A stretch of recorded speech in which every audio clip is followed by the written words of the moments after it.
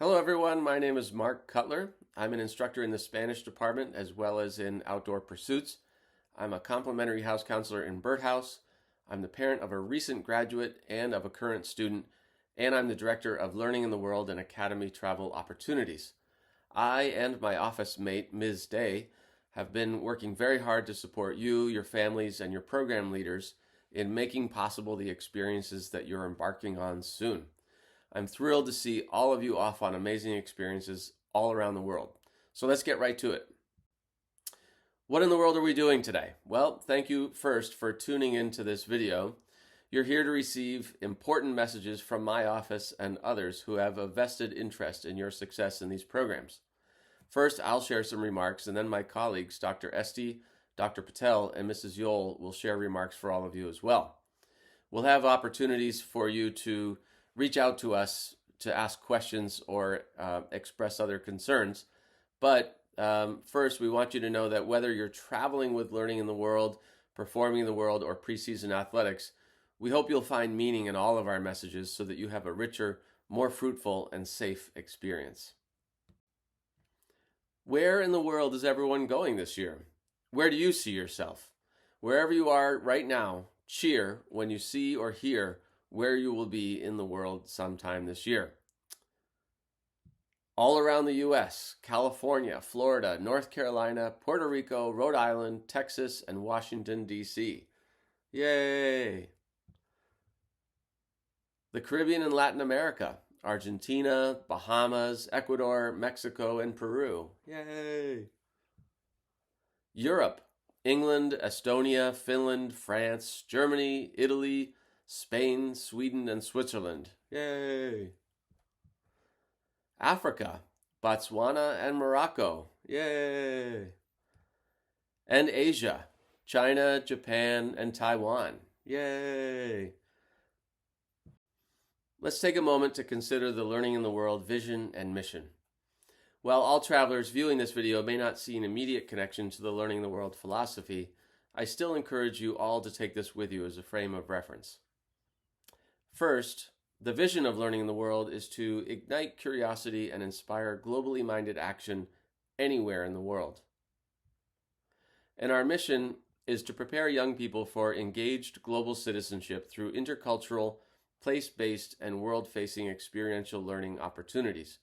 Our offerings immerse students in their learning anywhere in the world, abroad, in the U.S., nearby, on campus, and virtually, and challenge them to see themselves, humanity, and the natural environment from diverse perspectives.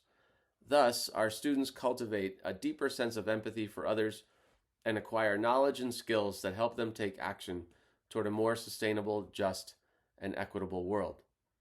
Let's take a moment to reflect on that and how it may play out in the experiences that we're all embarking on, and then we'll get down to some practical matters.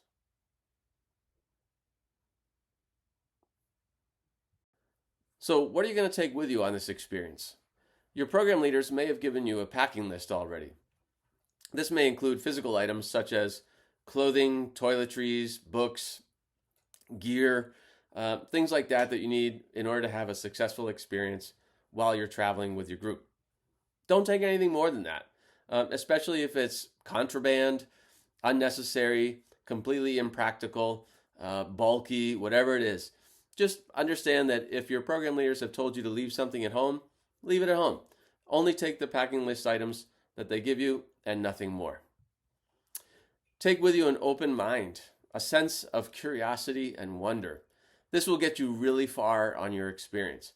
It's important for you to understand that you're going to have opportunities to grow and learn, and that really the only way to achieve that, the best way to achieve that, is with an open mind and the ability to adapt and to think in new ways and to challenge yourself to see things differently. Consider also that you're arriving to a new place with a duty of ambassadorship. You're representing your school, your community, your country, your culture, and you need to represent well. You need to be a good ambassador of Phillips Academy in all the places you identify with in order to have the best experience possible and in order to leave a really positive mark on the places and people that you're visiting. And finally, take with you your empathy, your team spirit, and your non-sibby attitude. We'll hear all about these from our other speakers, but I want you to think about that in ways in which they pertain to group travel, because whether or not you like it, you are going to be together for 24 hours a day, 5 days, 7 days, 12, 18 days. And really, the best way to succeed in this type of environment is to go there understanding that you are part of this small community that is traveling together. Okay, so think about how empathy, team spirit, and non-sibby can make a real difference in your experience and in others. What to bring back? We talk a lot about what to take there, but what about coming back to campus? What is it that you should be prepared to bring back in order to reflect to the community here and at home what kind of an experience you've had? So, of course, you're going to want to bring back souvenirs, photos, and memories. You're going to have the experience of a lifetime, and you want to document that. You want to remember that. So we want you to have this really great time and then to look back on it fondly as a real highlight of your Phillips Academy career and of your life. We also want you to bring back new and changed perspectives. So going back to the other points earlier, if you go with an open mind and a sense of curiosity and wonder, you're going to come back having adopted or adapted to new and changed perspectives on the world, yourself, humanity, and places around the world. So be prepared for that. We also hope that you'll develop enriched habits of mind. So maybe this will change the way you think about the world. Maybe it will change the way you think about yourselves. But whatever it is, we want to see you grow as a person and to take away from this experience something new, a new opportunity to demonstrate what it is that you're gaining from having participated in one of these travel-based experiences.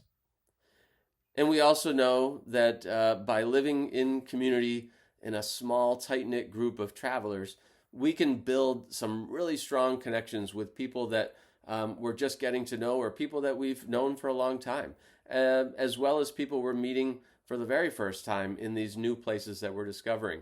So consider the fact that you're taking your Andover bubble and you're expanding it now, and the connections that you have with the people and places around the world, including the group you're traveling with, but also with the people on the ground there, are going to be part of your experience now, your lived experience, and they're going to be part of your new bubble.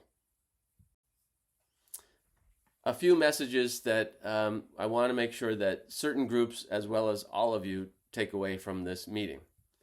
So if you're on a PA faculty staff-led preseason trip, Learning the World, or Performing the World program, please go to Canvas and make sure that all of your assignments are complete.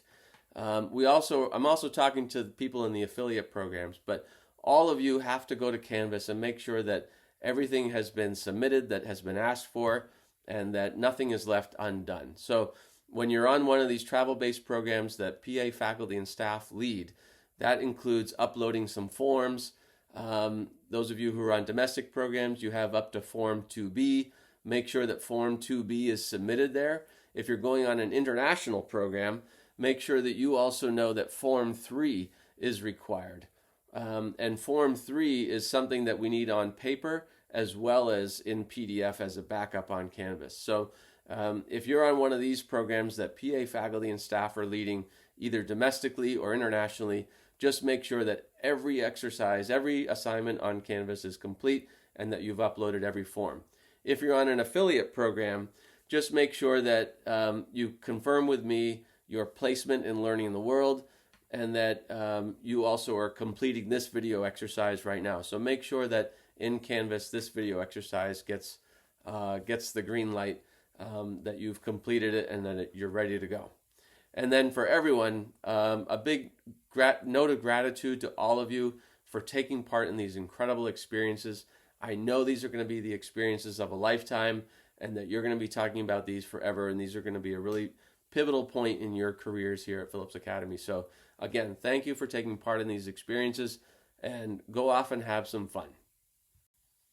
Okay, so we're going to hear from Dr. Esty, the Dean of Students, and she's going to talk with us a little bit about her perspective on these programs and what you need to keep in mind as representatives of Phillips Academy. Hello, Andover. My name is Susan Sao Esty. I use she, her pronouns, and I'm your Dean of Students. As you prepare to venture out beyond Andover into the world, we want you to keep in mind that you are always Phillips Academy students. Always. Even when you're off campus, even when school isn't in session, you represent our community with your words and actions. And we are so proud of the ways you represent us. As a gentle reminder, our expectation is that you uphold our community values and follow all Blue Book rules. If you're not sure of something, ask or use our core Blue values as your guide. Am I acting with honesty and integrity, respecting self and others, building healthy and inclusive community? These values apply whether you're on campus or not. We have two main things on our minds as you venture out.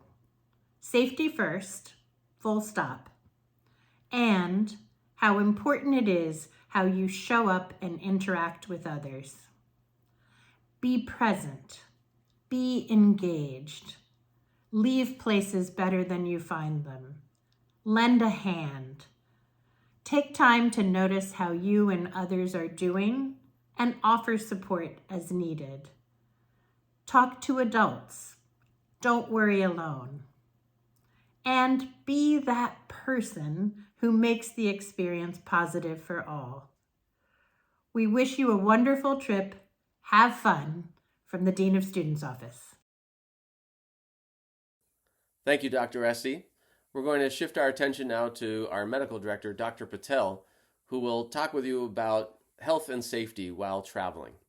Hi, this is Dr. Amy Patel, Medical Director, offering a few health updates from the Sykes Wellness Center so that you can have a healthy and safe experience on your off-campus Learning in the World trip. All right, first of all, it's really important to note that if you're on any medications, prescription or over-the-counter medications, that you bring enough with you to last you your whole trip.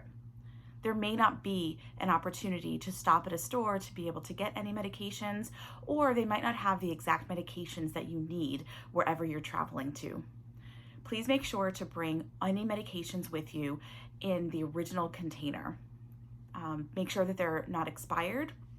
And again, make sure that any prescription medications are in the original prescription bottle with your name on it.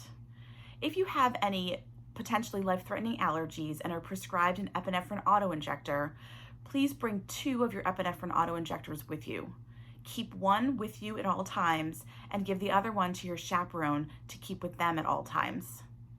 If you have any medical conditions, you need to let your chaperone know. This is the time where your chaperone is not just your teacher or your coach, but your chaperone is also somebody that you should look at as your healthcare provider, your parent, and your medical advocate all at the same time. This means that you might have to talk about some things that you wouldn't normally talk about with your coach, such as bodily fluid type things or a way that you're feeling that you may not have necessarily shared. It's also really important that if you're having an exacerbation of a health issue, maybe something that's more chronic and usually under control, that traveling could sometimes make that worse. The different types of foods, the travel, changes in sleep patterns, they can all impact your health conditions. So please be open and honest with your chaperone so that they can figure out how to best take care of you. And finally, we want you to have a great time and we want you to be curious and adventurous and try new things. But I have a couple caveats there. This is probably not the time to try a new food, for example, if you know that you have a potentially life-threatening allergy to certain foods.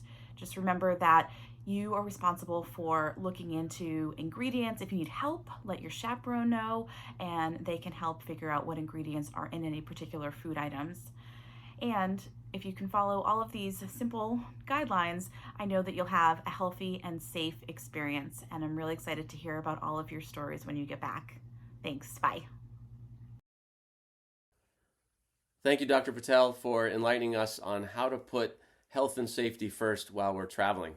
I can attest to the fact that I've gotten to know my students quite well, and they have gotten to know me quite well when we have spoken openly and honestly about all the things that we're experiencing and feeling, including those things that don't make us feel so great. So please just know that when we invite you to talk with us as your health and wellness advocates, that we really need you to be as open and honest as possible. And so I really appreciate that perspective, Dr. Patel. Thank you. We're going to hear now from Mrs. Yule, our athletic director. And while some of you may be thinking that as learning in the world and performing in the world and affiliate program participants, maybe you're not thinking of yourselves as student athletes, but I assure you that Mrs. Yule will be sharing some perspectives that are very useful for all of us to take into account when we're traveling in groups. So let's hear from her. Hi everyone. I'm excited to share a few remarks regarding your spring break training trips, which are soon upon us. I know we're all looking forward to being and playing in better weather, competing in better weather, and that is soon to come. And it starts in a few weeks. I want to start with gratitude, and I think gratitude is an important thing that I want you all to think about every day. I am grateful for your coaches, for the athletic trainers, for your family members who made this trip even possible for you to attend. And I want you to think about who you're grateful for and how you share that gratitude with others. It's important that we don't lose sight that these trips are a privilege and an opportunity. And that opportunity is one I want to speak to for a few minutes. This is an opportunity as an Andover athlete to grow in so many ways, and I hope you take full advantage. Of course, to be able to play and compete and train in your sport in a concentrated way is super exciting. It's very seldom that we get to do one thing in a focused and determined way and make progress, and you will. So yes, you will be working on skills and techniques and tactics that will benefit you come the spring. That said, I think some of the most important outcomes of these spring break training trips are the things that are going to happen off the playing field and when you're not competing or when you're not on the water or on the courts. And those are the things that you do to become a better teammate, to build positive team culture, and that is the responsibility of every single person on the team. And so not only do I ask and encourage you to give 110% when it is that you train, and I think competitive athletes know what that feels like, know what that looks like.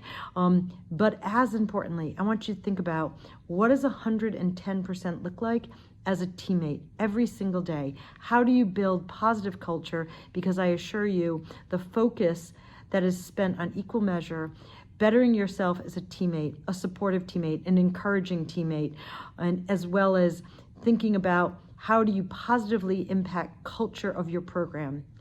Those two will make absolute differences when you think about how you be successful in the spring season. So you keep your eye focused on all of that. Every day, challenge each other to be your best selves on and off competition spaces. And I assure you, when we return in March, as we go through the spring season, there will be many, many fantastic things we will celebrate. And you will find that the origin of those outcomes did happen because of what you did, what you all put forth during your spring break. So have a great time. I can't wait to hear about the trips and have fun and go Big Blue. Great. Well, thank you very much, Mrs. Yule. That was a really nice message. And I think that even though all of us are not traveling on preseason trips, I think we can take a lot away from that in the sense that we are all going to be team members and part of a group that will be dependent on one another in order to have a great time. And so that message there is really important for all of us and a great one for us to end our briefing with. So with that, I'll just say that if you have any questions, please be in touch with your program leaders. Those are the faculty and staff members taking you out into the world. You also can reach out to me and Ms. Day in the Learning the World and Academy Travel Opportunities Office. You can see our email right here, litw@andover.edu. Either one of us can answer those questions. And whatever your question or concern is, please be in touch with those adults who have a vested interest in your success. Okay, thank you for watching and have a great experience. Bye.